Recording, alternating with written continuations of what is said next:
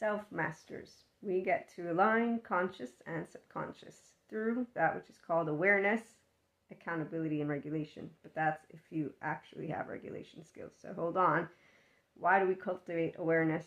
Because we are masters of that which is called the nervous system. So you take accountability for the emotions that come up. So when our emotional charges, our 3-year-old, 5-year-old, our subconscious, are non-metabolized, no, some of us haven't metabolized everything, but we still have knee-jerk reactions to assholes, like you all know from the TikTok Live and from one of our episodes here. And this awareness means I don't say they're a devil, a demon, a Lucifer, a good team, and bad team, because that's only for those who are ignorant teenage versions of themselves. So that's your 4D, 3D collective. They will stay with this thing called identity. Really, it's just a person who's emotionally immature doesn't want to go and metabolize the trauma stuff with a good therapist like Patrick Chan, and so they shame, meaning they try to insult people who are healed and or healing.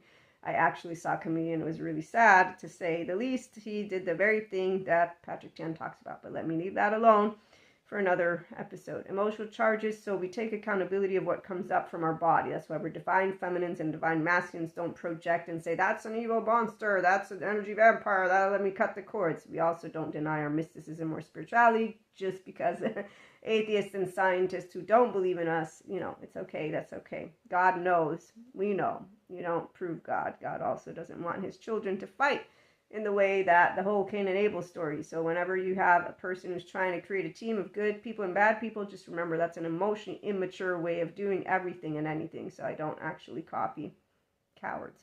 That's all they are. So yes, they're all good, the children of God. The ones who are not good, they could use therapy. And that's as simple as it gets. So this is how you can master yourself, by being smart, stable, mature, adaptive, rational, teachable. Join us. So our emotional charges, they come up.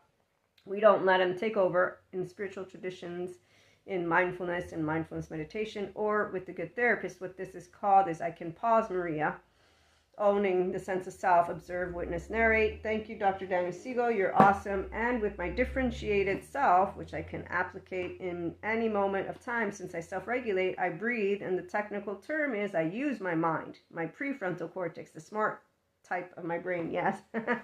People who don't like to use the left and right together, they don't know. It's called a non-bilaterally integrated. I'm not laughing because it's funny. They lack the emotional intelligence, resilience. We don't, we have it. So self-masters, we are emotionally mature, and we leave a legacy of grown-ups behind. We choose our behavior with the intent to always maintain harmony within ourselves and others. That's why we also live a life of meaning and connection beyond the soul self, true spirituality. Tune in for more. Be yourself.